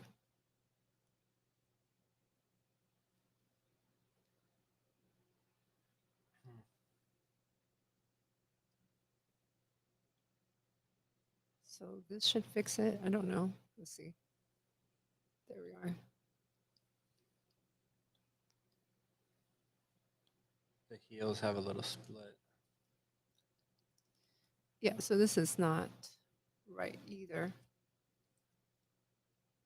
Let's kill this.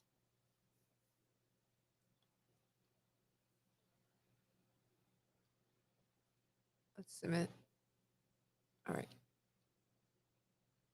So the reason why it's like that is because of where this starts. So I've just made my life really hard.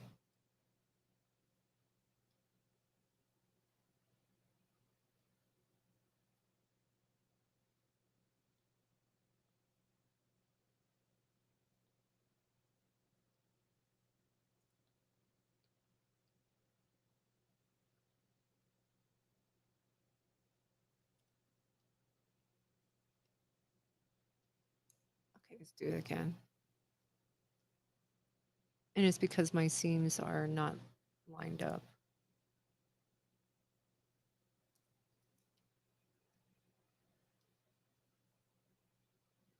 Okay, there we are.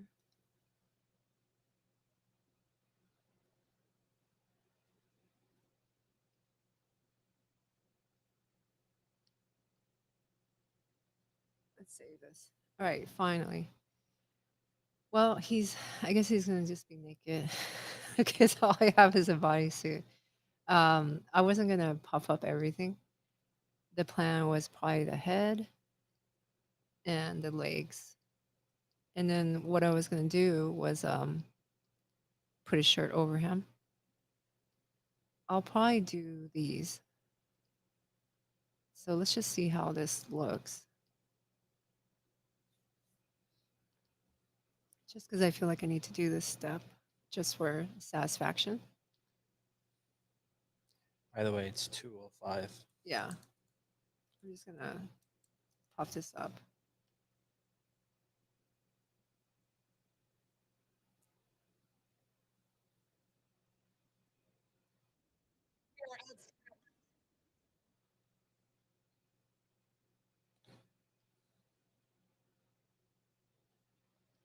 Okay. And I'll give this some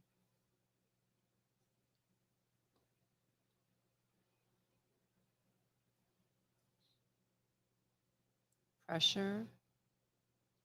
Let's start with 20.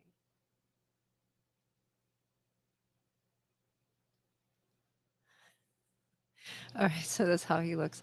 I don't want to keep all these seams here. I think the face is needs more pressure. Maybe that's too much. Let's make this 105. Let's bring this to 40. So we got something like this. Just as the last thing, you don't like these seams on his face, right? On his mouth area. What do you think, Miguel? Well, what's kind of interesting is they almost make a mouth, but it almost looks like a butthole. Yeah. So let's get rid of that. I'm gonna delete these.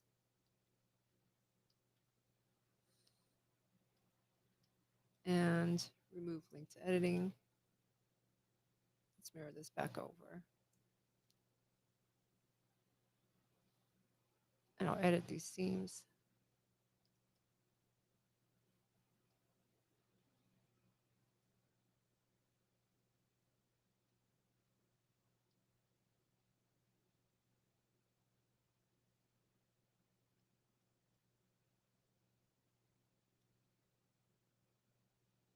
And this is not sewn together up here.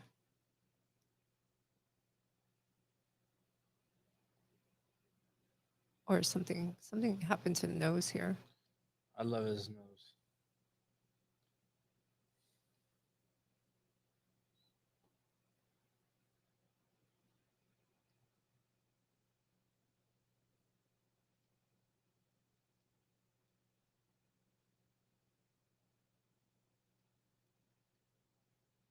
Okay, so let's see how this looks. I guess that kind of looks like a mouth now, but that's really creepy, right?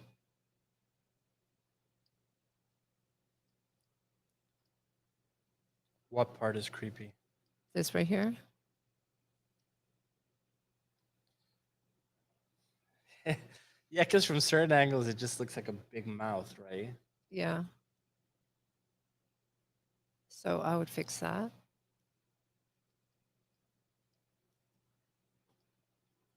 So I would delete these seams and just sew it like that. And this will just come out like one wobbly shape. And then hopefully when it sims, it does something like this. This one I can probably auto rig pretty easy. This one here, let's shrink its shape.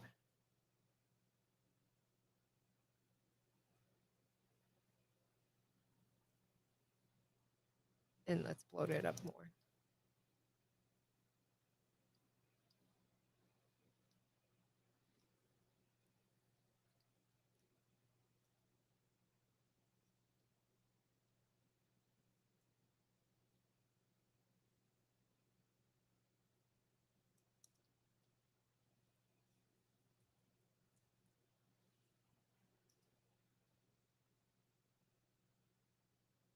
Okay. That's it for this this guy. He's not as complete, but you can see the beginning. His eyes, I can't keep them this way. I'll reassign them this.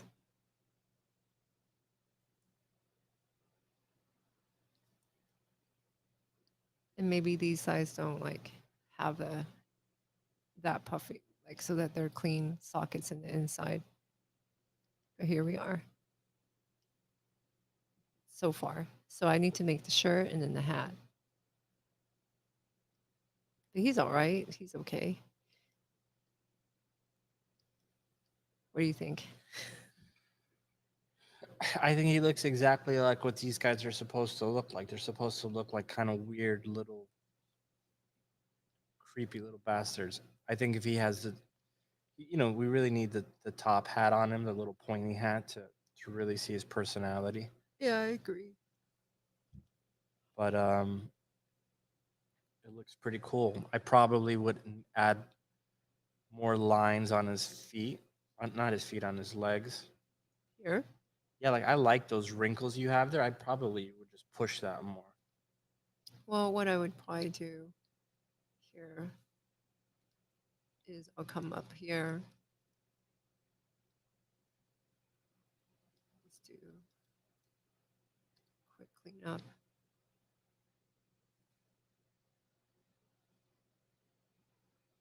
Okay.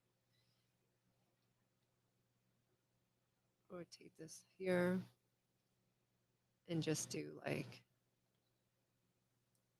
oh, come on. Yeah, Bobby says he likes the nose. Me too. I think the nose is really funny.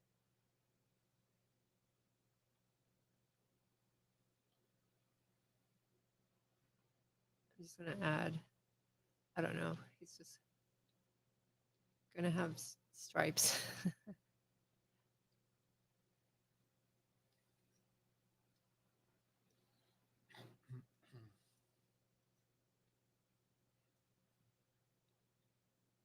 layer clone this.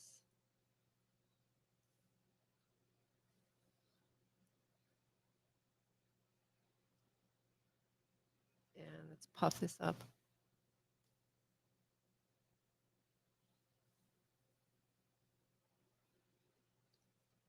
Like that.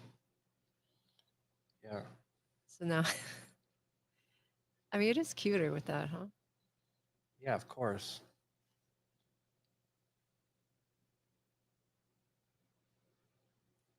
Now it's really puffy. That's even better. Yeah, so maybe like that.